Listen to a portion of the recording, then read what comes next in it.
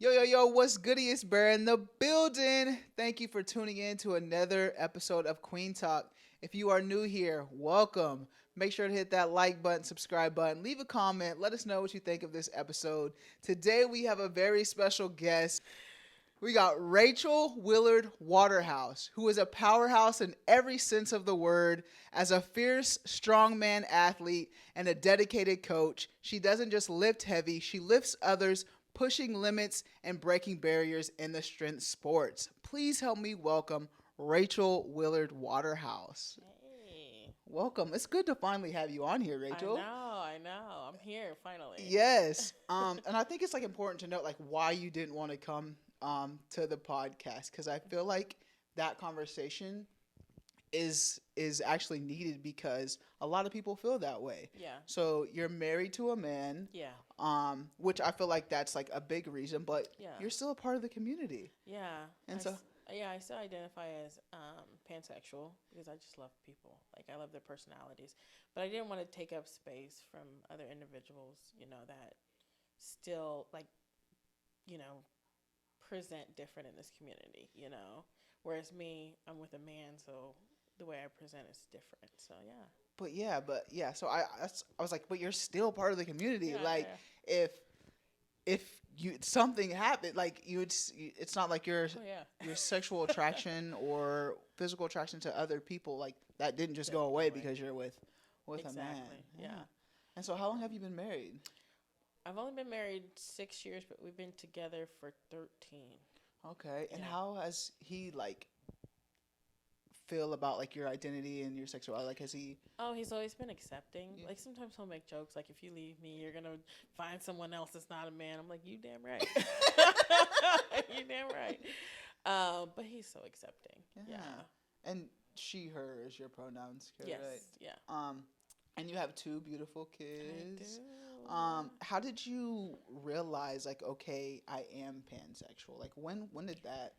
So when I in high school, like I always was like attracted to girls, but my experience was only males or females. Like there was no other experiences. And then after high school, I was out in fantasy a lot, exposed to a lot of different people, and I just realized like I don't really care what they have in their pants. Like what attracts me is their personality, how you're treating me, how many conversations we can have. And after being exposed to a wide variety of people, I was like, oh, I don't care. Like Yeah. I just want you for your personality. Yeah, that's dope. And you said you mentioned like before you were came out as pansexual, you were already like bisexual then? Like Yeah. you were already Yeah. when did that come about? Oh, probably when I was like 17, 18, because I was really heavy in the church. Okay. And then once I kind of left the church is when I was like, okay, I can freely do what I want without any judgment. So, but I've always been attracted to girls, as like at an early age. So I already knew. I just didn't like fully come out until What's your earliest memory of you like being like, "Oh, I like girls too?" probably elementary school. Okay. Yeah, which now thinking about it probably wasn't the best experience. But I lived in a apartment building and we just ran the block all the time. But there were girls and they were like, "Oh, let's make out and let's do this and let me touch you." Like looking back now, I'm like, "What the hell was going on?" Yeah. But I was just like, "Yeah, girl, let's do it." Yeah, but yeah, the age. Yeah, I don't. Now thinking back, I'm like, they were probably abused, and that's why they were exposed to that. But I was just like, oh yeah, this feels good.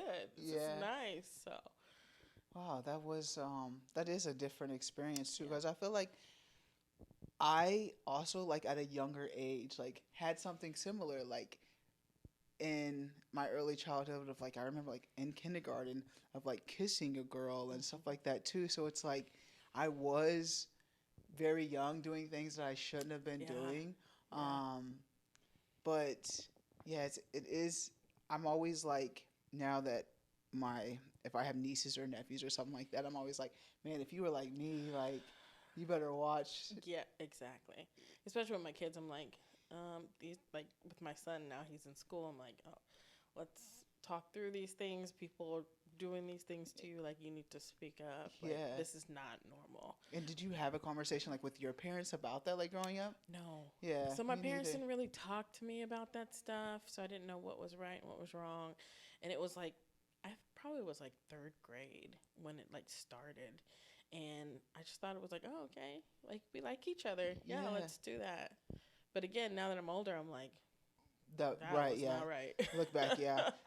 Also, yeah, it's just like good that that generational curses like you're breaking too. Just like having Yeah. those open conversations with your kids at an early age Yeah. is definitely needed. Yeah, for And sure. I think it just like makes it more comfortable for your kids to just like come to you in the future, just like about situations that they may be having too, to like start young right now to have those Yeah. conversations is definitely needed. How did your parents feel? Like, did you tell your mom I'm bisexual or anything? Yeah, I did it in like a crappy way. Like I text them and I was like, "Hey, I like girls." And they were like, "We don't care." Yeah. Like Why is that a crappy way though? I just feel like maybe I should have called them cuz it was over the phone because my parents lived in California and I lived here. So I lived with my cousins at the time. And so I just texted them and now looking back I was like I probably should have called them, but they didn't care. They were Yeah, like, "Okay. Like that's great. When are you coming home? Like when are you coming to visit us?" Like yeah. So you yeah. did live in like that's where you grew up is in California. When did you move to I Ken? grew up in California until 7th grade. And then I came here. I went to Jordan for a little bit. And then I went back freshman year to Cali, and I just hated it. Like, after being here, Why do you think you um, did? I played sports. So in California, it was like 50 girls I was going up against in basketball. So I wasn't really getting anywhere. And then here it was like 10 girls, 15 girls. And they're like, "Yeah, JV varsity." I'm like, it's a no brainer, like Yeah. where I need to be if I want to do like sports in the future. So, and then just help wise, like I suck at math.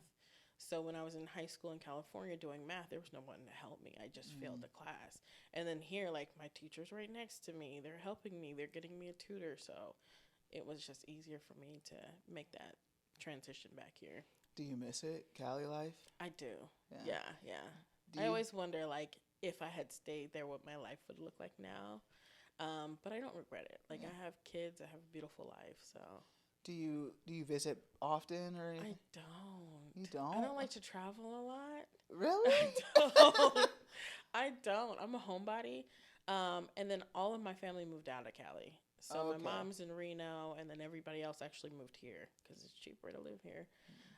So yeah, no. And what was your upbringing like in California versus here? Like you mentioned the schooling, but like how different really is it? Oh, my parents like we just my mom would buy groceries.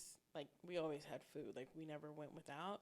But we ran the house. Like they weren't there. We left. We would run blocks. We were the kids that rode the bikes around and try to get lost. Like we just did whatever we wanted to do. Yeah. I Really. think that's like that 90s 80s thing Yeah. though. I Yeah. feel like I was the same exact way like thinking about it now just like my childhood like yeah, we were on the bikes rolling Yeah. around like not giving a carefree in the world. Yeah. Yeah. And now I probably wouldn't let my son ride down the street by himself. You know. Yeah. So it was very carefree, like, you know. And then here, I lived with my cousins and my aunt, and they were very strict, very religious. Mm. So I was in the house all the time, or I was at church. I was doing school stuff. Like I didn't get to go to friends' house. I didn't get to just walk down the street. So What's your ethnicity again? So I'm black and Filipino. black and Filipino. Filipino. Is your mom Filipino. okay, Uh and huh. then your dad's black? Mhm. And you lived in a two-parent household like Yes. okay. Mhm. Were your parents like okay with you moving out of your house and coming down here? Or what? My dad was. My mom was not, and that's why I went back for a year, and then I came back because she didn't know because we traveled down here every summer. Like my dad would take us to visit our grandma. And one summer, because he would drive us, and we were all like squished into a van or a Cadillac. And I just didn't want to make the drive back. And I was like, I like let me That's how stay it here. happened. Yeah, let me stay here. And then Survivor was a big thing. So my dad, this is traumatizing. My dad, he was like, okay, we'll vote. If your siblings say you can stay here, you can stay here. And they all voted me to stay here. So yeah, and he just left me, like he left me here with my cousins after I'd asked. And then my mom was like, no, he didn't tell me until he got back. Oh As a wow. parent now, I was like, I would have been beaten ass. Oh yeah. I would have been on the sending him back on a flight to come get you, you know. Right. But yeah, You look at it like the camera, like, oh, your siblings didn't want you, but maybe they were trying to help you out. You didn't want to no, go. You didn't. no, How many they were siblings do you bullies. have? So I grew up with four. So I have an older brother, older sister, and then a younger brother and younger sister. And then we have two half brothers, and they're older. We didn't grow up with them. One was in the Philippines because he was my mom's child, and then one was here in Kansas City, and he was my dad's. But they're way older than us. So Being half Filipino and half black, how has that been for you, like navigating in the world? as far as like, is it hard? Yeah, just like, or is it easy? Like, do you? I would say in California it was easier because everybody's a different nationality. So it wasn't even a thought. Like you run into so many different cultures, like they're not asking you any questions. Mhm. They're just, you're just exposed to it all. When I came here it was harder because no one saw me as Filipino or mixed. They were like, "Oh, you're black." Mm. But like black people didn't see me as black, like you're Yeah. not black, you're mixed or whatever you are, mulatto, light bright, like all those little nicknames you get. And for me, the struggle more is like I identify as both, but I only know the black side. Mm. I don't know a lot of the Filipino side or relate to a lot of the Filipino side. So that's always been a struggle. Is that because like when you moved here, like with your dad's family, is that partially? Yeah, yeah, I was just surrounded by them. All my mom's family lives in the Philippines, and even though California, like, there's a big Filipino culture, we weren't really exposed to it. Gotcha. Like, I think I had every other nationality on my block than Filipino, so it was Mm. like I knew everyone else's culture, but I didn't know myself, my And you own. said you don't travel, so you don't plan on traveling. No, absolutely not. I don't like flying. I'm Oh, gonna okay. get over it at some point. So flying like 25 hours to go to the Dang, I Philippines didn't is know that. like it's crazy. Yeah, that Like is a long. that's yeah. I can barely fly 2 or 3 hours to get to Cali. So Yeah, like yeah, but I do want to go one year. yeah. So. So how do you, as an adult now, like, cause this is why I started Queen Talk. Like as things as a kid, you get older and you realize, okay, I'm missing out on being like with queer people of color. So that's why I started this. So like Mhm. growing up, you missing out on like on your Filipino side. Like, is there ways like now that you're connecting as an adult, or have you just been like, this is who I am now? Well, like I mean, some of both. Like this is who I am, and I'm comfortable with that. But I also educate myself, so I Mm-hmm. look into things. We don't have, as far as I know, a big population like Filipino population. There's like a little group here, so I've connected with some of those people, but it's not like a big thing. So Yeah. I just try to educate myself, and then also make an attempt to educate my children like Right. as they get older, like you are black, Filipino, Hispanic, like we're gonna dive into all of these things. Okay. So yeah. So your husband is Yeah, black and Hispanic. Yeah, okay. So all right. yeah, little, yeah, Your husband is diverse. awesome. Like He's fun. he's different. He's Yeah, different. He's yeah, definitely different. He's a different character. But I think with your personality, like y'all, y'all go well yeah. together. It works. It works. Yeah. Yeah. Well, that's good that you're like trying to do that for your kids too, because I know, like, if you don't do it, who will? You know, Exactly.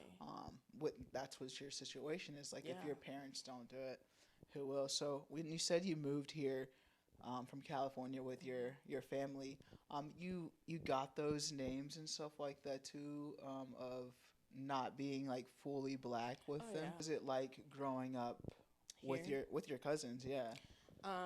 They were really religious. So I Yeah. grew up in the church. Like I went to Calvary Baptist Church. I was there for Bible study. I taught Sunday school. We went to conventions. I was the president of the Southwest District one year. Like it was very heavy on church and family. Like we're all gonna do stuff with family. We're getting together, which was something I wasn't used to in Cali because it was just us. Yeah. And then school wise, I went to North High, so it was like Okay. a lot of Hispanics, but not anything like black and Hispanic. That was pretty much it. Yeah.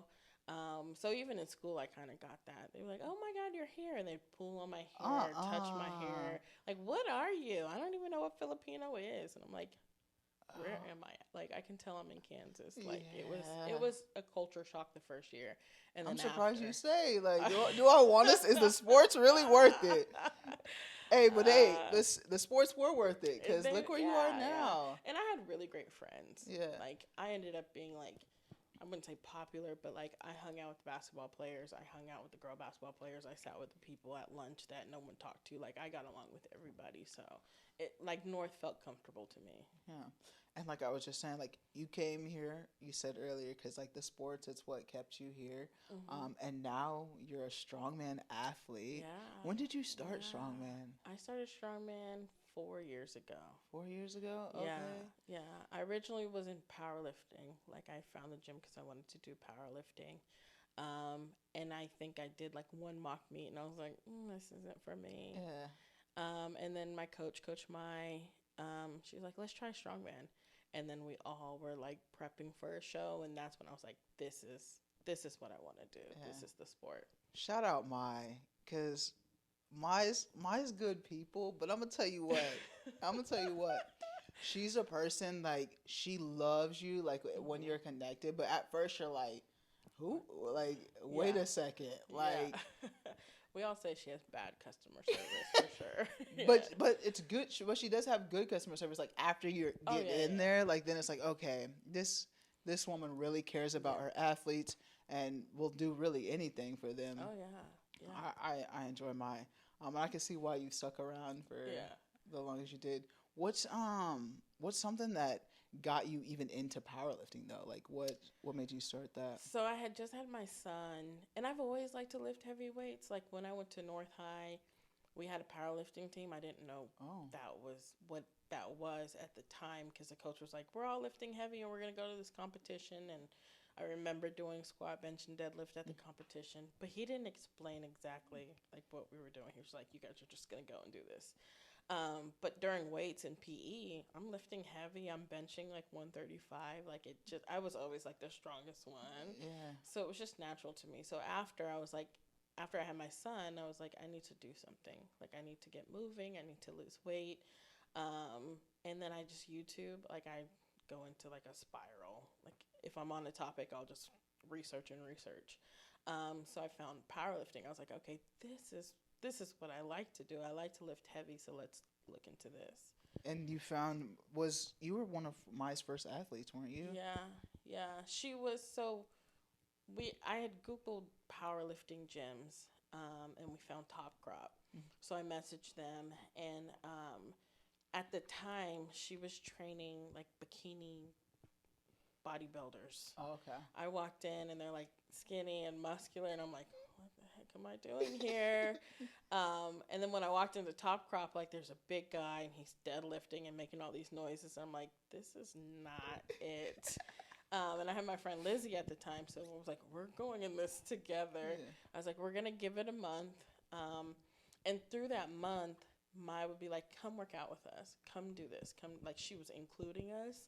And it wasn't even something I was paying for. Like I just paid for the gym. Yeah. You know, I was used to like Genesis, where like you have to pay for the personal trainer or something like that. And I'm like, she's texting me and telling me to come work out. Okay, like let me keep doing this. Yeah. And then eventually the bikini models like fell off, and it turned into like strongman and powerlifting. And as we continued, like more girls would come in and just build that team. Yeah, and now you're a coach, right? Yeah. Like, how long have you been doing the coaching? About 9 to 10 months. And you get paid to be a strongman. Yeah, I'm a pro strong woman for United States Strong. Yeah, man. That's lit. That's lit. You got that pro card. Yeah. So you said the first. You said how many months have you been doing the coaching? About 10 months. 10 months. Yeah. How do you enjoy that? I love it. Mm-hmm. Actually, I think that now, since I've been doing it for a while, like that's what's calling me more. Just to empower others. Like I'm not here to push out like these very strong athletes. Like I want the girls that are like, I can't lift 5 pounds, and they come in and they're like benching, whatever. Yeah. And just excited that they could hit something. Right. Or the girls that aren't, we get a lot of people that like just wear leggings all the time. And I'm like, it's going to be hot. And they're like, no, I don't wear shorts. And then they walk into the gym with shorts on. And I'm like, yeah, girl, that confidence. Yeah, I when I first walked in there, I was wearing like a lot of basketball Yeah, you shorts. were. And they're like, "Why are you wearing basketball shorts? I need to see your knees." And then that's when, look, I got these. I started wearing these, started showing these legs now. So you definitely, I learned a lot, and I'm sure you're learning a lot from. Oh yeah. Mai and stuff too. So yeah, she's a great mentor. Yeah, just watching her, because again, it's like her passion. Like she can come off very hard and intimidating, but she truly loves to help people. You know, and watching her this past year, we have a group of like little kids. Right. Yeah. I think like 10 to 14 or something, and how much time she's invested in them and giving them opportunities, because before they weren't allowed to compete. Like they weren't competing on a powerlifting platform or going to strongman comps. They could only train. And now it's like every competition they're jumping in. They get to be on that stage. So it's awesome. That is awesome. When are you going to get your kids in there? Well, my son does the one we do every year. So we do a strongman comp for kids that like they don't have to have any kind of athletic background. He does that one. Once he gets a little older and can maintain some focus, like I'll start bringing him around a little bit more. But the gym is like my sanctuary. Yeah. Like I'm a mom and a wife and, you know, have to work, but the gym is like I don't have to focus on anyone but myself, you know. Yeah, man, like I said, it's been a minute since I've been in that gym. Yeah. But by the time this episode comes out, I'll be in there. Deep. I'm sure you will. You hear that, Mai? No, there's no like choice now with just like what the gym can do for like mental, like you said, it's like mentally, but like just really like health wise too. Yeah. Diabetes runs in my family and stuff, so it's like I gotta let's get do right. Get fucking right.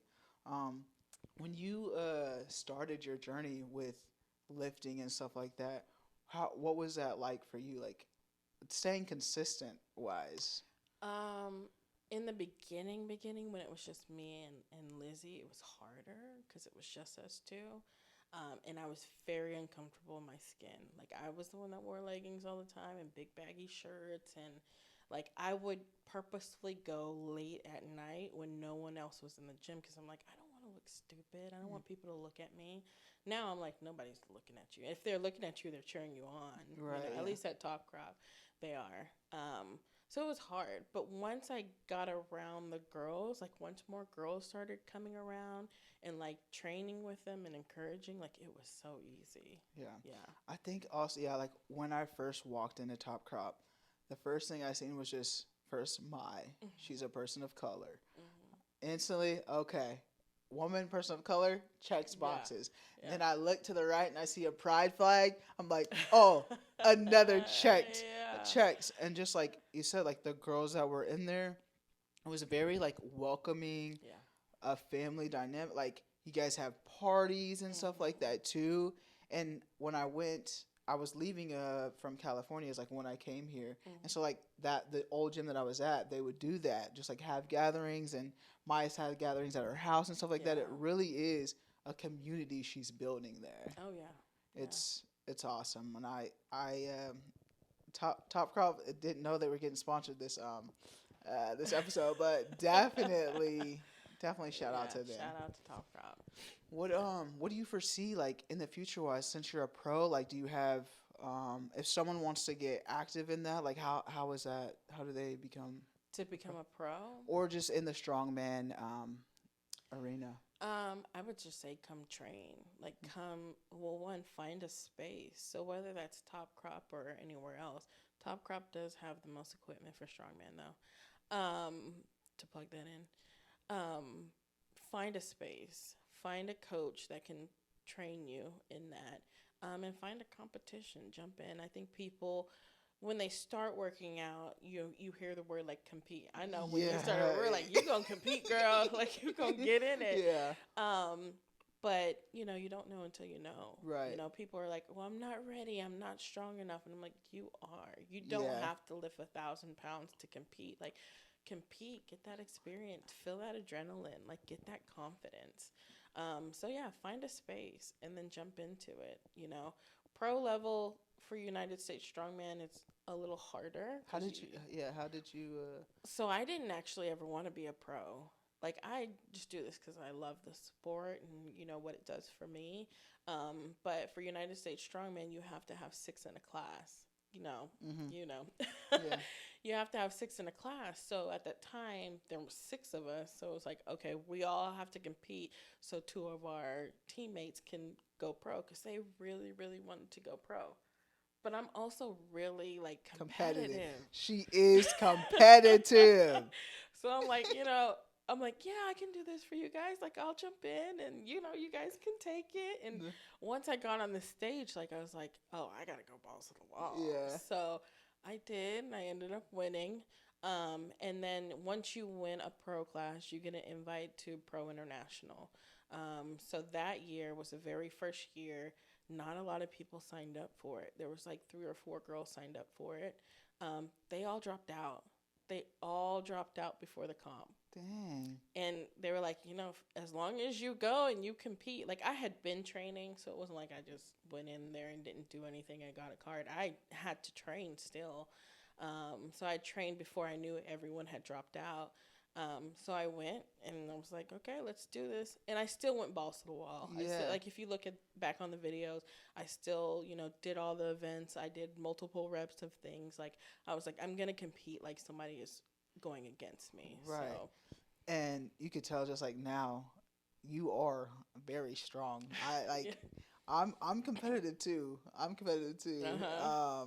But and that's why I liked that gym. Like I love TopCrop because there's people stronger than me. Like and that doesn't not to too much, but that doesn't happen often. Like I'm usually the strongest one in the gym. Yeah. But not at TopCrop. Not at TopCrop. And it gives you that good competition. Yep. It's fun because like we're competing against each other, talking shit, but also building each other up. Yeah. Like I it's really encouraging, because even me, like I'm strong, but like Paige is stronger. She can beat me on some events, and then I'm gonna beat her on some events, and I think that's the beauty of strongman too. It's like I might be really good at pressing, but I suck at deadlift, so I know you're gonna beat me at deadlift every time. So it's like a game. Like, okay, where do I need to be? How can I beat you? What events do I need to win? So. And being in strongman, do you feel like it's a welcoming culture? Like TopCrop is for like the queer community. Besides that, like, do you feel like it has been welcome? Yeah, surprisingly, because usually when I go to a comp, like I'm like one of 3 people of color, to be honest. Yeah. I was really shocked by that. I was really expecting something different. No. But yeah, you're right. Like, I don't know why. I think it just hasn't caught up to like that demographic yet. Yeah. But I think it's more prevalent on like the coast, like on the West Coast. When I watch shows, like there are a number of people of color, like and on the East Coast, but like in Kansas, like you're not getting that. Like I'm one of 3 or 2, So I did feel uncomfortable in the beginning because I'm like I'm surrounded by all these people, and like what are they thinking, or carrying gun, and I'm like, oh, am I safe in this space, And they were so welcoming. They were so encouraging. Yeah. It's like all the political stuff aside and all that, like we're here to talk about sports and encourage each other. Like I've never had an experience where I felt like someone's made me uncomfortable. So I can agree with that. With the few that I have been to, it's definitely just everyone's encouraging. Yeah. Even though we're competing against each other, I'm just like, that's not how I operate. You are my competition. Like in this moment, I ain't got time for you to. You are not. You are the enemy right now. Exactly. Yeah, that was me my first comp because I played basketball, so I'm like, we hate the other team. Like I came in, I was like sizing up the girls, and it was Felicia. I don't know if you remember Felicia. She trains in a different. I do know. Yeah. Real tall, real big, the sweetest person in the whole world. So I walk into the comp and she's there and I'm like, oh, she's my competition. Like, I gotta get ready. Like, she's gonna be mean, and I gotta be mean too. Oh my gosh, she was giving hugs. Like, she was Yeah. so sweet, and I'm like, I feel stupid. Like, why did I even think that? And then after that comp, I'm like, this is what it is. Like, even though we're competing against each other, like, we're still encouraging. Like, Right, yeah. just that atmosphere alone, like, everyone wants you to do good, even though they're going against you. Yeah. It was so unheard of. Have you so it is a man and woman sports. Have you like heard of anything like in between that's like getting started or like Actually, Per Aspera in Kansas City, so they did a comp last year. It was a non-sanctioned comp, and it wasn't like gender. It was like you are either gonna compete in super heavyweight or heavyweight. It's male and female. Like I competed against the guys, you know, okay. and yeah, it was like everybody. It was so inviting. Yeah. That's dope. So it is people are I starting would to say that's the first I've seen here. Yeah. Yeah. Because there was actually a person transitioning in my class. Okay. And yeah, it was awesome. And they're doing it again for a Okay. comp. So yeah. Awesome. So that's in the Kansas City area? Yeah. Okay. Yeah. What was that per S? Per Aspera. Okay. I think I'm saying it right. Okay. Yeah. Yeah, that's dope. I always like inclusive spots for me are like the number one thing I try to find now. I like you being raised in a place that you like you're not fully comfortable. Like Right. now that I'm an adult, I like those spaces need like I said when I walked into TopCrop, it checked off boxes like it has to validate who I am today as a person of color walking and navigating in this world. And now I'm just like, okay, if you don't do that, I can't support that. Like I don't want to be in those spaces if I don't have to. Right. I'm grown now. I can choose where I'm going to go, who I want to hang out with, associate with, and that's just what it is nowadays. Yeah. No, I definitely agree with that. Yeah. And you can't change anything if you just keep doing the same thing. Exactly. You're not making room for anybody else. So. Exactly.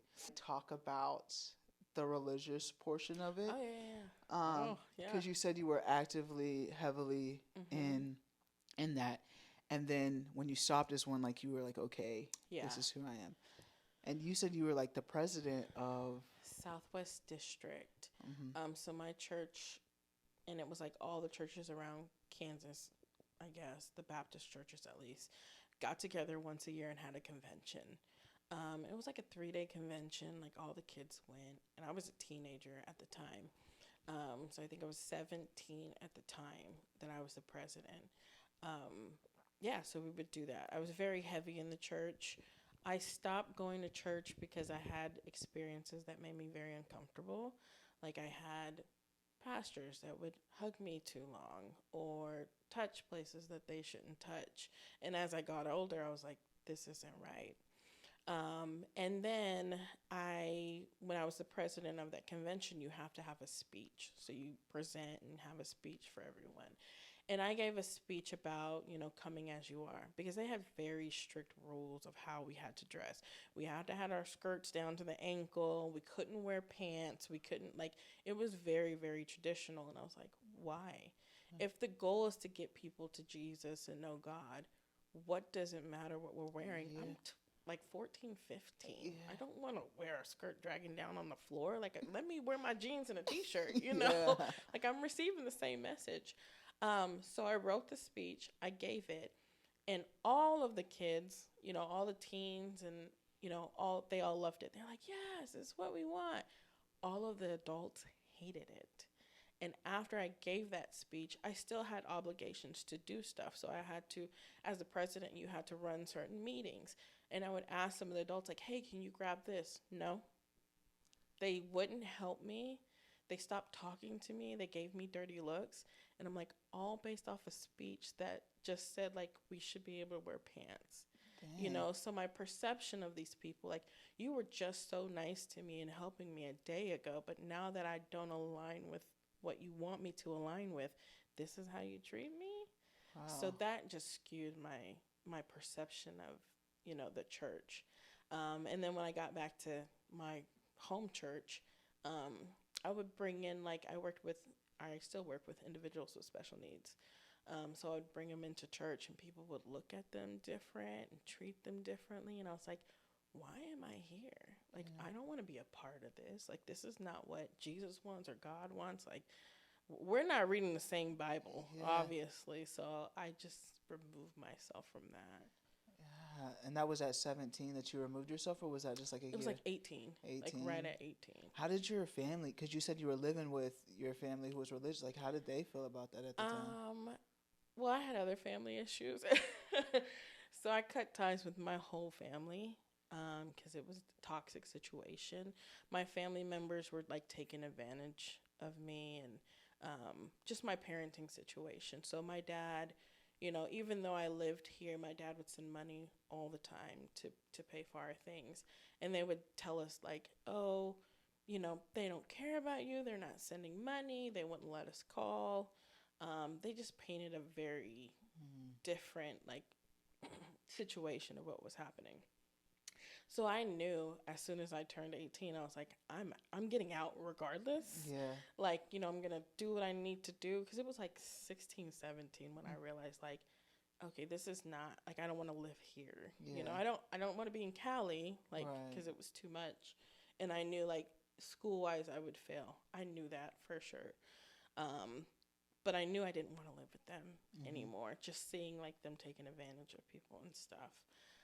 So as soon as I turned 18, I cut everything off. I moved out. I cut them off. I cut the church off. Like, there was no, like, connection. And then I made my own family. I had my own friends, and those are the people I identify with now that are my family. But yeah, I cut everyone off. Wow. So do you know what they, like, have you heard anything of, like, you're coming out? Like, did they feel a certain way?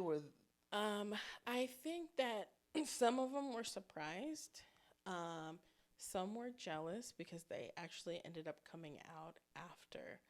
And I realized they were treating me, after 18, they were still, like, harassing me. This particular person was harassing me and my family. And I blocked them and stuff. And then they reached out to me, like, maybe 2 or 3 years ago and were like, hey, I'm lesbian, this is why I did those things, because you were so okay with being yourself. And I'm like, well, still, fuck you. Yeah. But good for you for coming out, but still, I just cut that tie. Yeah. And so how was your relationship with faith now that that was your experience growing up? So I still believe in God and Jesus Christ. I just believe that my journey is my own. So whether I'm physically in a church or I receive the message, by reading or just life experiences, I think that God is with me all the time. Yeah. And it's not anyone's job to tell me how I should have that relationship, Yeah. And it's not my job to push that on anyone else. Yeah. Like, my husband has a whole different belief, and I respect that. Like, you can choose what you want. And for my children, I'm like, you can choose what you want. My mom was Catholic. My dad was Baptist. We went to both Catholic and Baptist churches. I ended up Baptist, and some of my siblings are just not religious at all, But I love that we got to choose and it wasn't pushed on me, you know. I love that, of just like navigating what that looks like for yourself now, instead of just being like, it didn't like deter you away from it completely, right? Because for me, like, my experience, it was, I just left it, like, this is how they were treating me, so I was just like, I don't belong here, like, that's not for me. But again, as I got older, I realized that it's my own journey, my own path, Exactly. just like you. So I love that you didn't let that taint what your faith looks like too. Yeah. So that's awesome. I just had to make sure that, like, we discussed that too, because I knew a little bit about that, and I was just like, because you were like heavily active in it. I actually had, like, when I turned 18, I got this cross tattoo. I was like, I love Jesus so much. Let me tat it on me. I would probably not do that again. But yeah, I was really, really into the church. And because they had treated me so well, when I was what they wanted me to be, Then you get older and you see things. You're like, oh, okay, Yeah. yeah, it's not that. Definitely not. But yeah, like I said, now you're looking back. You got your own faith and Mhm. walking your own path, and I think it is like letting your kids choose. Like they see what you're doing and what your faith looks like, or your husband's, and that's their choice. Yeah, and nowadays we're exposed to so much. We have so many resources to research things and look up things. Like, I don't think it's my job as a parent to be like, you have to be this, you Mm-hmm. know? Like, if my, just like sports, like, if my son sucks at sports, what kind of parent am I? Like, you have to be a basketball player. We're going to do, you know, we're gonna pay for all these trainings. Like, if that's not what you want to do, like, Yeah. no. My job as a parent is to expose you to all these things, and you can make those choices. Because as you grow up, it changes. Mm-hmm. You know, at one point I was like, I'm gonna be in the WNBA. I was good at basketball, but I sucked. Like, I wasn't WNBA material. You know, like, I was signing basketballs in middle school. Like, yeah, it's gonna be me.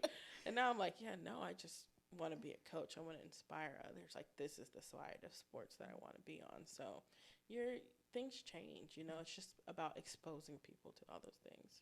Yeah. And Rachel, I enjoyed you again. Like I said before, you belong on this podcast, and I Thank you. think it's important to know that, like, just because, again, like you're in a heterosexual, maybe looking relationship, and you identify a part of the community, that's a conversation I know a lot of people have with themselves. I've talked to people, other Yeah. people, besides you, that have said, but I don't think I'm Right. like I'm with a man, or I don't I'm not.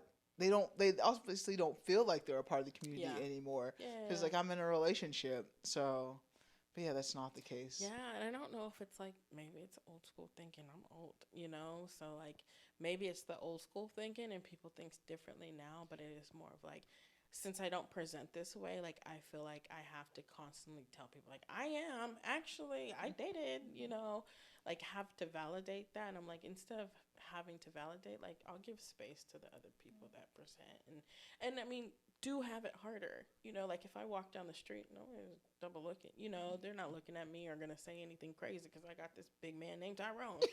You know, you know. But if I was walking with a Stacy, it would be different. You Yeah, know, so yeah. No, yeah, that does make a little sense of just like, yeah, making space for those that identify like wholeheartedly. I do get that, but like certain platforms, like yeah, please, yeah. yeah, Thanks for having me.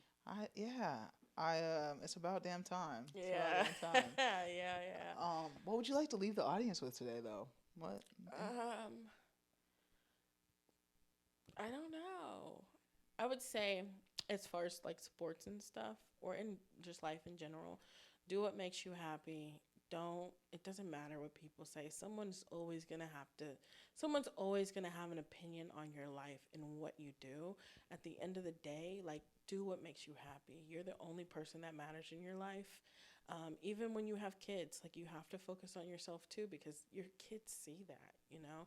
So invest in yourself and don't really pay attention what everyone else has to say. I love that. I love that. I try to do that more than not, but it is so hard to not like I think bet. think I about what bet. everyone says or everyone's I thinking. bet. But Yeah. that is a good message because it's it is important for like how you feel about yourself. Hmm. Even just like you at 18, you guys are leaving at 18. I ain't got nothing to do with me no more. I'm This done. is my life. I'm going to live it how I want to live it. And Yeah. that's very important Yeah. because you only got one life and it's important Exactly. to grow and not be stagnant in Yeah. your life. Yeah, exactly. Yeah. And you can't grow unless you have those experiences. So Yeah. You can't do it. yeah, you can't grow if you're not uncomfortable. Exactly. Yeah. Yeah. Same for the gym. That's why you need to come back to the gym and be uncomfortable. Thank you. Thank you for that. Thank you for that. You guys are going to catch me at the gym. You guys will. You guys will. I'll have video to prove it. To prove it. Thank you guys so much for tuning in to another episode of Kueen Talk.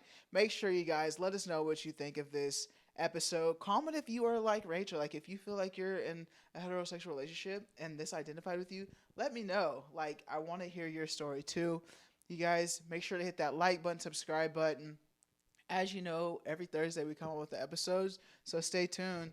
But as always, family, friends, strangers, love, be nice, be nice. Hey.